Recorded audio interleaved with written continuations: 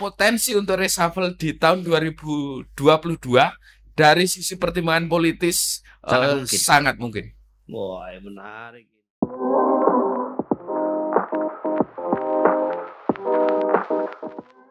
Assalamualaikum warahmatullahi wabarakatuh. Selamat sore, tapi selamat cerah kepada teman-teman semua. Jumpa lagi di Aktual Podcast. Podcast terkini, terhangat dan terpercaya. Kali ini saya sudah kedatangan tamu luar biasa, pengamat politik muda ya, muda lah. Yang kemudian mungkin teman-teman sering baca analisisnya di beberapa media nasional. Ini terkenal betul. Namanya adalah Mas Arief Nurul Imam. Selamat datang Mas Nurul Imam. Makasih ya. Makasih Mas. Iya, saya Bro Megel, pemilik atau tuan rumah Aktual Podcast. Mas, kita mau bicara banyak ya, soal beberapa hal yang mungkin sangat strategis belakangan ini, ya tentu soal reshuffle. Ya. Nah, ini orang banyak nunggu ya. Semua menunggu. Sudah 3 minggu, sudah beberapa bulan ini. Dan yang paling menarik ini 2022. Ya. Tahun politik sudah diputuskan Februari 2024. Nanti kita bicara soal itu. Juga soal Anies Baswedan, calon presiden yang juga ingin dilihat banyak orang. Ya. Maju gak nih? Nah, ini pertanyaan juga kan? Dan tentu terkait dengan Pilpres. Gitu. Mas Arief, saya langsung mulai saja biar nggak basa-basi ya. Ini forum yang santai dan nanti Mas Arief viewersnya tinggi nih kalau ada Mas Arief nih. Amin. Baik, Mas Arief, ini kita ngomong reshuffle tadi. Saya sudah senggol soal reshuffle. Dan orang banyak tanya kan, kapan sih reshuffle? Padahal ini sudah dibicarakan hampir 3 bulan lalu gitu. Iya. Nah, yang menarik kemarin saya lihat survei, saya lupa LSI kalau tidak salah ya. Iya. Itu kinerja presiden dianggap tinggi. Ya, kepuasan 72% kepuasan publik gitu. Nah, saya mau tanya dalam konteks politik ya, teori politik gitu. Kalau seandainya kinerja presiden dianggap memuaskan oleh publik, apa ia masih realistis atau masih akan mungkin reshuffle ini? Saya kira pertimbangan untuk melakukan reshuffle itu tidak sekedar pertimbangan publik, tetapi juga ada pertimbangan-pertimbangan lain. Misalnya pertimbangan partai politik pendukung pemerintah. Ini juga menjadi variabel penting, bahkan menjadi utama ketika misalnya Presiden Jokowi menyusun kabinet, mengakomodasi kekuatan partai politik pendukung maupun kelompok-kelompok politik pendukung seperti relawan. Ada yang berubah dari formasi pendukung partai politik pendukung presiden? Iya, saya kira dulu Pak Prabowo Subianto dan Pak Anies adalah rival dalam Pilpres, tetapi kemudian masuk dalam kabinet pemerintah Jokowi Jilid 2. Ini tentu juga bagian dari akomodasi politik. Jadi kalau berbicara kenapa kepuasan publik tinggi, tetapi potensi untuk reshuffle masih mungkin terjadi. Kalau saya lihat minimal masih ada 1 kali sampai di 2024, minimal 1 kali reshuffle, entah karena pertimbangan politis, akomodasi dukungan politik, maupun pertimbangan-pertimbangan lainnya, termasuk persepsi atau kepuasan publik terhadap pemerintah Jokowi.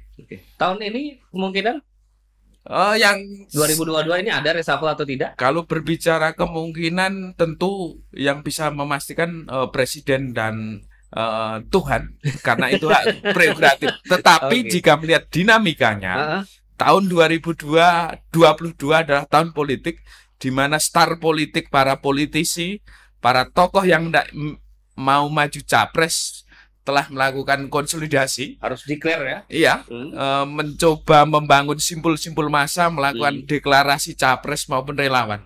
Sehingga potensi untuk reshuffle di tahun 2022 dari sisi pertimbangan politis sangat mungkin. Wah, menarik ini. Ini kacamatanya betul-betul kacamata pengamat politik ini. Ya. Saya langsung yang kedua. Tadi Anda sudah menyinggung soal formasi partai politik pendukung Presiden Jokowi yang sekarang berubah. Yang kalau kita ingat kira-kira 3 bulan lalu, 4 bulan lalu, Partai Amanat Nasional tiba-tiba menyatakan dukungannya kepada Presiden Jokowi. ya datang ke istana ketua umumnya gitu. Nah. Ini jadi salah satu faktor reshuffle akan terjadi dalam dekat. Yang jelas namanya partai politik ketika mendukung ataupun tidak mendukung perlu tentu pakai pertimbangan politik. Salah satu pertimbangan ketika masuk di kekuasaan tentu kursi kekuasaan. Kalau partai politik biasanya mengincar atau mencari jabatan-jabatan di kabinet sebagai representasi partai pendukung di pemerintah. Jadi kalau PAN masuk ke situ berarti ada maunya. Ada maunya. Oke. Nah pertanyaannya masih dianggap penting nggak dukungan politik tambahan oleh Presiden Jokowi sekarang nih? Dan buat apa? Kalau berbicara politik hari ini, Jokowi, pemerintahan Presiden Jokowi hari ini tentu saja kekuatan Pak Jokowi sudah powerful karena sudah 82%. Sebelum bergabung PAN sudah 75% ya. Artinya sebenarnya tidak begitu signifikan. Tetapi kita yang tidak tahu adalah Jokowi kemudian mengakomodasi PAN ini mungkin untuk juga tidak lepas, bisa jadi tidak lepas dari skenario politik 2024 untuk menggalang dukungan capres yang diusung Pak Jokowi. Next capres ya. Oke. Itu bisa jadi. Iya.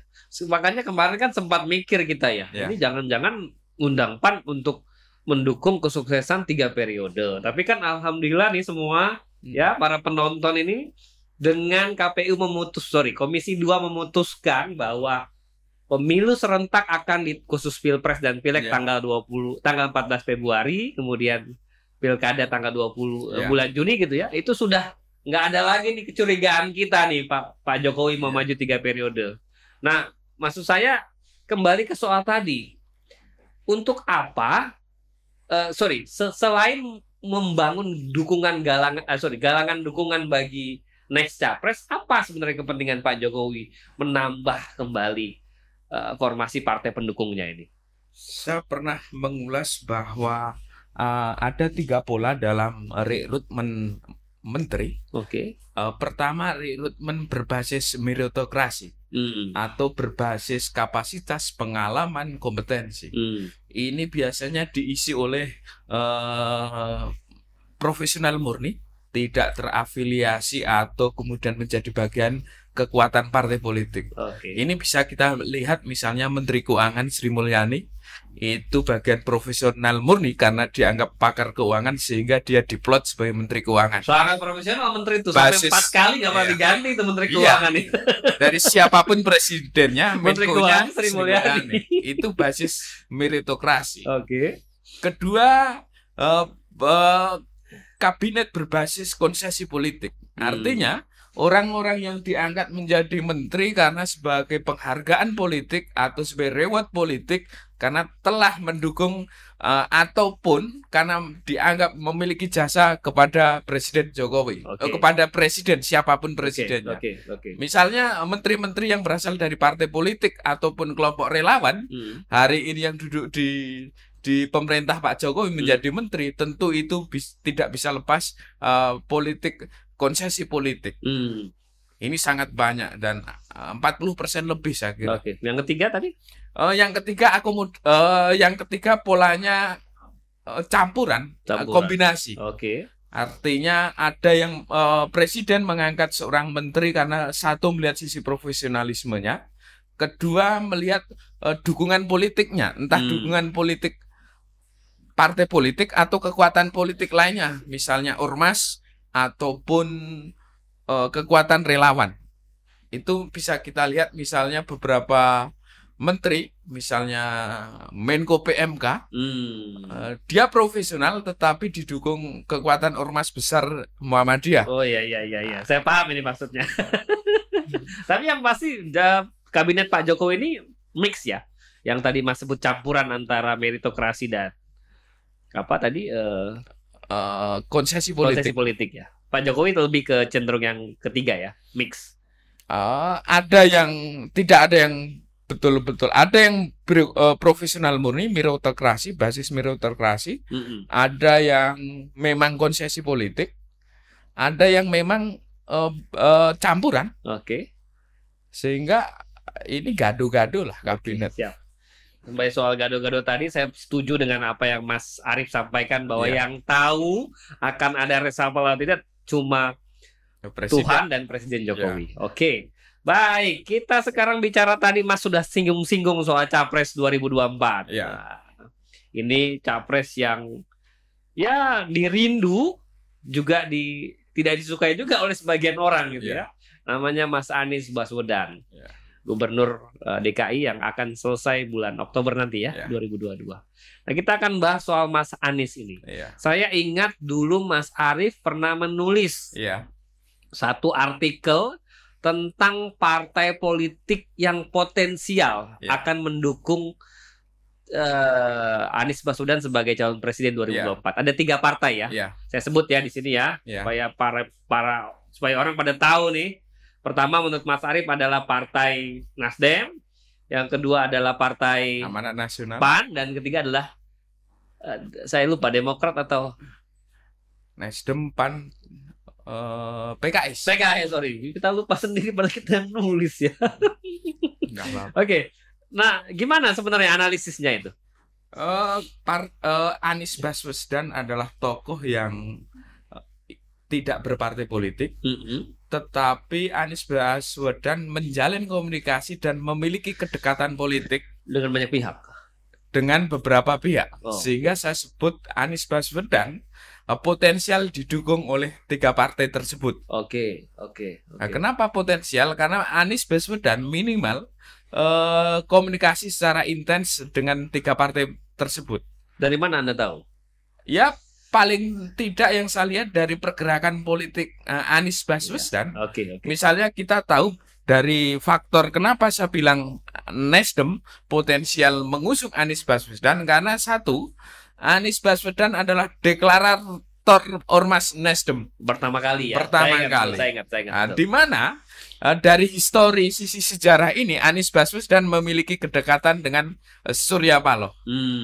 Ini juga bisa kita lihat peristiwa yang jadi gegeran politik ketika Pak Prabowo ketemu Ibu Mega.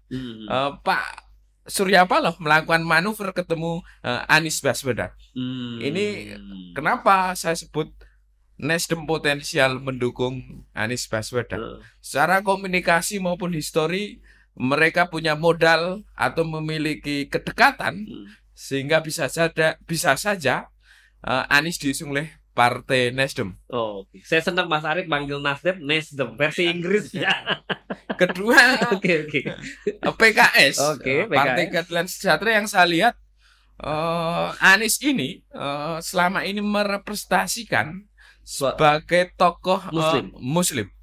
Sehingga PKS mau tidak mau akan mendukung Anies. Kita juga bisa lihat misalnya dalam kebijakan-kebijakan Pemda DKI, fraksi PKS banyak mendukung kebijakan Anies, meskipun tidak pernah berseberangan. Gitu. Meskipun belakangan juga wacana akan memunculkan Salim Assegaf sebagai Ketua Dewan Suro, sebagai capres. Tapi memang itu juga masih sebuah dinamika di internal. Tetapi yang saya yakini adalah dari pengalaman-pengalaman politik selama ini, PKS juga akan realistis ketika misalnya Anies Baswedan potensi probabilitasnya menang cukup tinggi, saya kira juga akan mengusung Anies Baswedan. Oke. Terakhir tadi PKS, Nasdem, satu lagi tadi PAN. PAN juga saya kira secara emosi maupun histori Anies Baswedan memiliki kedekatan dengan Partai Amanat Nasional, terutama grassroots simpatisan PAN saya kira banyak mendukung Anies Baswedan. Cuma kalau soal mendukung atau tidak tentu ini persoalan keputusan elit. Kalau PAN kemudian mendengar aspirasi simpatisan PAN, kemungkinan besar PAN juga akan mendukung ke Anies Baswedan. Baik. Menarik. Ini kemarin dibahas juga di podcastnya Refli Harun. Ketika saya ditanya wartawan soal 3 partai pengusung Anies Baswedan. Sampai rame ya, jadi pejabat publik ya. Luar biasa Mas Arief. Nah, satu lagi Anda ngomong soal kedekatan tadi. Yang kita tahu ya, Mas Anies Baswedan ini sangat dekat dengan yang namanya Pak Yusuf Kalla atau JK. Anda melihat kedekatan ini sebagai sesuatu yang menguntungkan atau sebaliknya bagi Anies buat Capres 2024 nanti? Saya kira ada plus minusnya, tetapi banyak keuntungannya daripada minusnya. Minusnya. Iya. Karena Apa misalnya salah satu untungnya? Bagaimanapun Pak Yusuf Kalla adalah tokoh bangsa dan memiliki akses yang besar di elit politik, sehingga akses sumber daya ya. Iya, macam-macam. Sehingga misalnya ketika Anies Baswedan membutuhkan perahu politik, misalnya Pak JK, dia melobi misalnya Pak Surya Paloh, mereka punya kedekatan juga. Sehingga untuk lobby-lobby di level elit, Pak Yusuf Kalla juga sangat akan membantu Anies Baswedan. Di sisi lain, saya kira juga Pak Yusuf Kalla memiliki daya dongkrak elektabilitas, terutama di wilayah Indonesia Timur. Indonesia Timur. Yes, itu keuntungannya. Tentu ada yang juga kelompok yang tidak suka dengan Pak Yusuf Kalla, tetapi kalau ditimbang Pak Anies masih lebih banyak diuntungkan ketika memiliki kedekatan, apalagi didukung oleh Pak Yusuf Kalla. Ya, karena beliau di Paramadina dulu waktu rektor kan, kalau tidak salah ketua Dewan Pembina itu adalah Pak Yusuf Kalla ya. Oke, tadi Anda bicara keuntungannya, yang minusnya apa kira-kira? Sebut satu misalnya, karena Anda sudah bilang lebih banyak untungnya ketimbang ruginya gitu. Minusnya tentu saja Pak Yusuf Kalla juga tidak semua masyarakat atau publik atau elit itu suka dengan Pak Yusuf Kalla. Artinya ketika Anies didukung oleh Pak Yusuf Kalla, orang-orang yang tidak sepakat dengan Pak Yusuf Kalla tentunya juga tidak akan mendukung Anies. Tetapi masih banyak yang mendukung, saya kira. Menarik ya. Ini makanya nanti para pendukung Anies Baswedan yang ini harus lihat analisisnya Mas Arif ya. Oke, sedikit lagi soal Anies Baswedan. Beliau besok mengundurkan, beliau akan selesai masa jabatannya. Sorry ya, saya ralat. Selesai masa jabatannya di Agustus ya. 2022 Oktober kalau tidak salah ya. Dan sebagian orang punya analisis macam-macam. Ada yang bilang, kalau mundur jauh lebih enak untuk manuver dan kalau sudah selesai jauh lebih enak untuk manuver dan lain sebagainya. Tapi ada juga yang bilang, sayang, harusnya kayak Pak Jokowi saja jadi gubernur dulu 2 periode baru jadi presiden. Anda melihatnya seperti apa?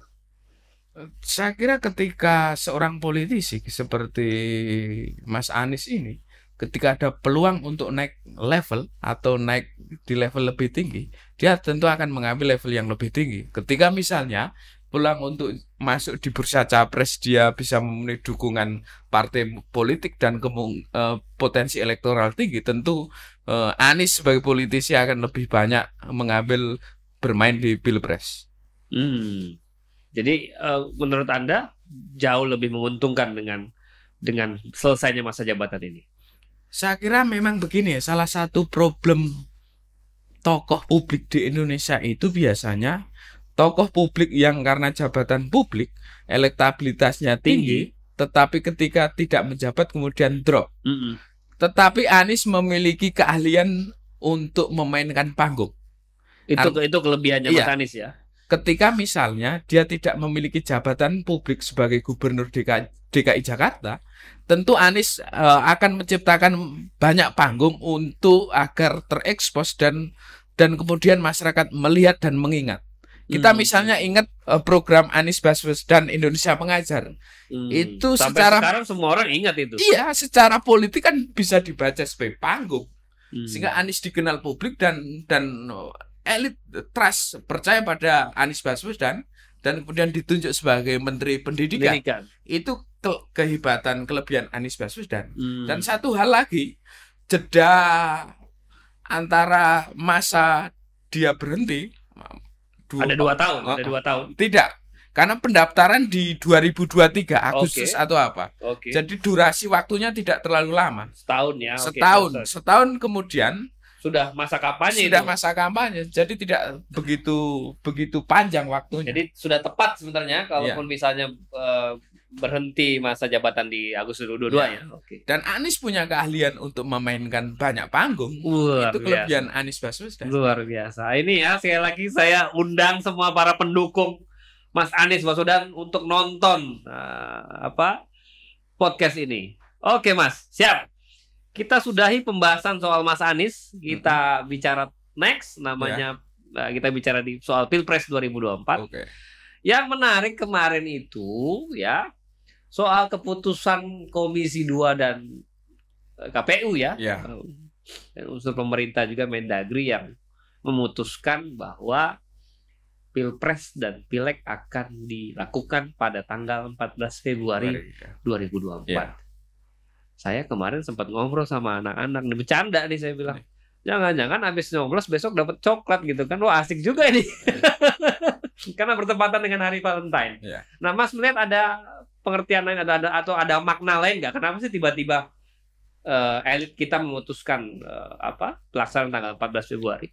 Kalau dilihat dari sisi elit, yang jelas elit berkepentingan agar efisiensi biaya. Karena biasanya caleg akan dompleng capresnya.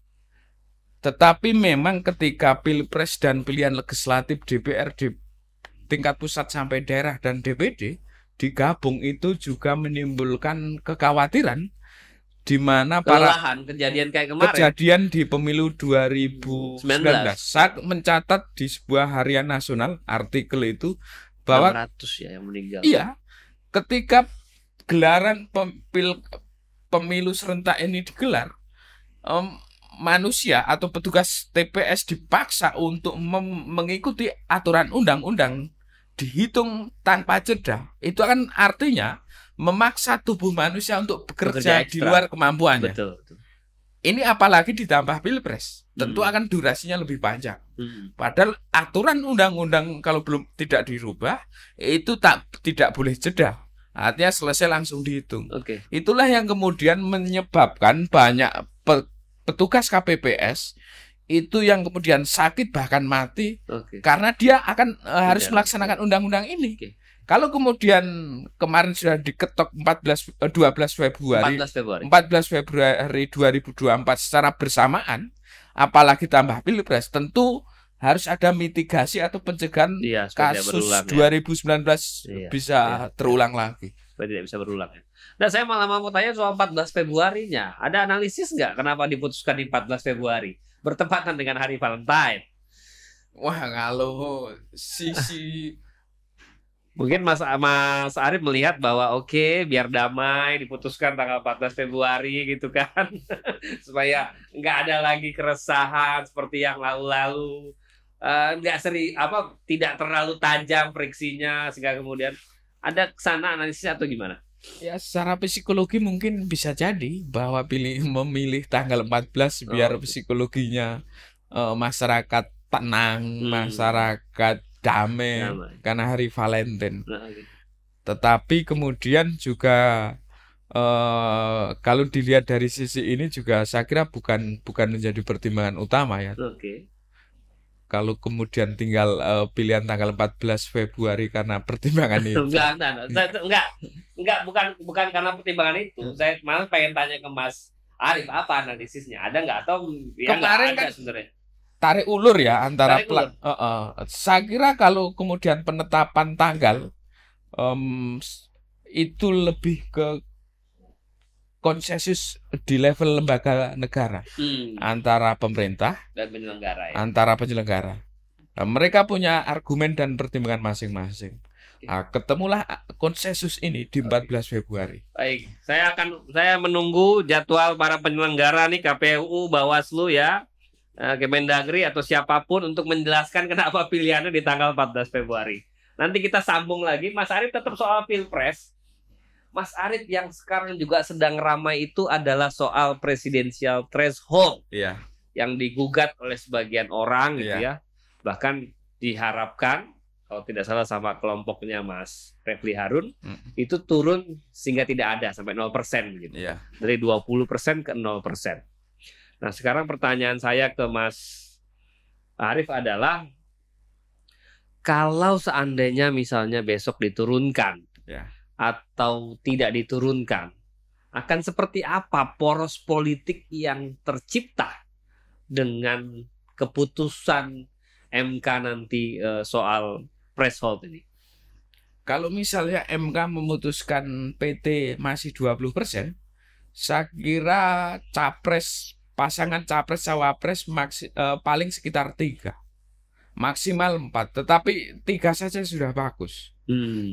Dampaknya adalah dengan PT yang tinggi itu mensusahkan calon atau tokoh untuk maju dalam pilpres karena harus memperoleh dukungan partai politik. 20% banyak itu. Iya. Maka saya lebih setuju juga ketika PT diturunkan. Diturunkan atau sampai 0%? Bagus juga 0%, tetapi realistisnya kurang realistis. Cuma kalau ditanya setuju atau tidak setuju, saya setuju. Nanti kan soal kestabilan politik dan lain sebagainya. Setuju yang diturunkan ya? Setuju. Oke, kalaupun diturunkan tadi asumsinya prediksi Mas Arief paling 3 ya maksimum ya? Kalau 3 sampai 4 calon presiden. 20 maksimal 3. Oke. Kalau 10% misalnya, itu kan 4 lah. Dan nama-nama yang kita bahas tadi, Ganjar, Anies, Ridwan Kamil, Prabowo Subianto masih masuk. Masih masuk ya? Di survei kan masih 2-3 besar dia. Bahkan ada survei yang nomor 1 kan. Luar biasa. Ngeri sekali. Mas Arief ini update sekali soal lembaga survei. Baik, ya tadi terkait dengan poros politik. Kita bicara soal narasi politik gitu ya. Kan selalu saja di Republik ini menjelang pilpres, menjelang pileg dan pilpres itu narasinya selalu narasi partai politik nasionalis, lawan religius gitu ya. Kemarin 2019 juga sama, yang nasionalis direpresentasikan dengan si A, sementara yang Islam direpresentasikan dengan si B gitu. Nah, apakah narasi politik ini akan menjadi narasi politik yang utama, yang masih utama di dalam konteks Pilpres 2024? Kalau utama sih bisa jadi salah satu narasi. Karena kita tahu, kita masih ingat tesisnya Clifford Geertz itu, antropolog tiga itu ya, abangan santri dan priai. Tetapi mungkin derajat atau derajat narasi dipergunakan dalam kampanye itu seberapa jauh dia digunakan. Kalau akan muncul, pasti akan muncul narasi-narasi Islam nasionalis, religius dan lainnya dan sebagainya. Tetapi memang politik aliran di Indonesia juga masih tidak bisa ditinggalkan. Terutama di Pilpres kemarin kita terlihat jelas kan.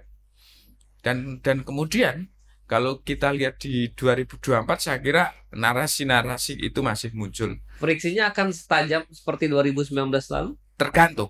Misal kalau PT masih 20% dan calonnya cuma 2, potensi friksi dan polarisasi di masyarakat juga sangat besar. Tetapi kalau kemudian misalnya PT turun atau calonnya jadi ada alternatif, tidak cuma 2, 3 gitu ya, itu tentu akan mengurangi dinamika polarisasi di grassroots maupun di elit. Jadi karena alasan itu tadi Mas Arief juga tetap setuju bahwa sebaiknya presidensial threshold diturunkan ya, tidak 20% ya.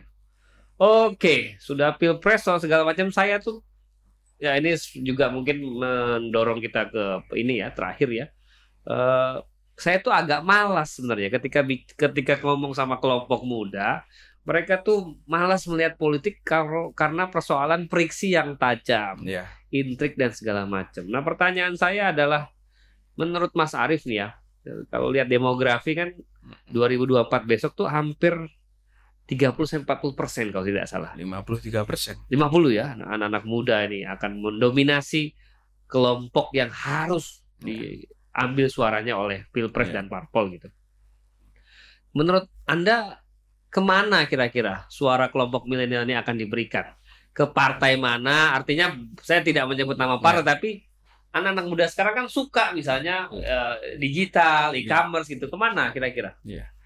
Saya kira milenial itu memiliki sifat independen dan kritis, sehingga kalau kemudian mau kemana juga masih melihat kinerja dan track record partai politik. Artinya apa? Ini juga menjadi tantangan bagi partai politik untuk menawarkan gagasan, program dan aksi sehingga bisa memikat para anak-anak muda ini untuk memberikan dukungan pada pemilu di 2024. Karakter mereka otonom, independen, sehingga tidak mudah diberikan janji, tidak mudah diberikan harapan palsu, atau sekedar dikasih kaos, sembako, dan lainnya dan sebagainya. Di ghosting ya, kalau anak sekarang bilang ya. Maksud saya begini Mas Arief, sekarang ini semua partai membangun segmen anak muda. Misalnya ada PKS muda, PAN muda, Demokrat muda, dan lain sebagainya. Karena mereka ingin menggarap segmen anak muda.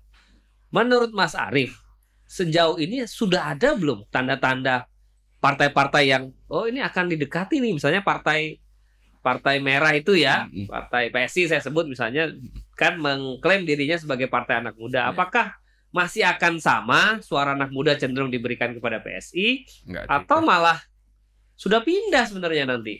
Saya kira tidak juga kalau kemudian anak muda mendukung PSI. Kalau anak muda itu dominan dukung PSI, tentu PSI lolos di pemilu kemarin. Di PT ya. Dia mencitrakan diri sebagai partai anak muda, iya. Tetapi apakah kemudian anak muda tertarik? Kan enggak juga.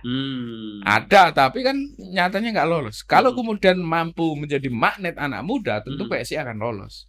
Inilah yang menjadi tantangan partai politik, semua partai politik, untuk bagaimana memikat dan menarik anak muda, tidak dengan sekedar jargon politik.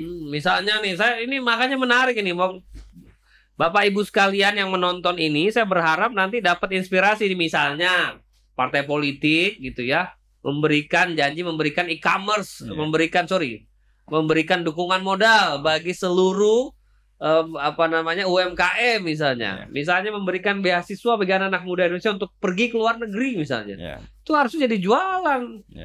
Bagaimana Anda mau mendapatkan suara anak muda kalau Anda tidak menjual itu? Gitu ya Mas ya? Iya. Nah, harus banyak-banyak datang ke Aktual Podcast nih mereka semua nih. Oke. Terakhir, nah ini penutup ya, sambil nanti Mas tambahkan ya. Sekarang apa pesan ya bagi capres dan bagi partai politik yang akan bertarung di 2024 dari Mas Arief? Oke.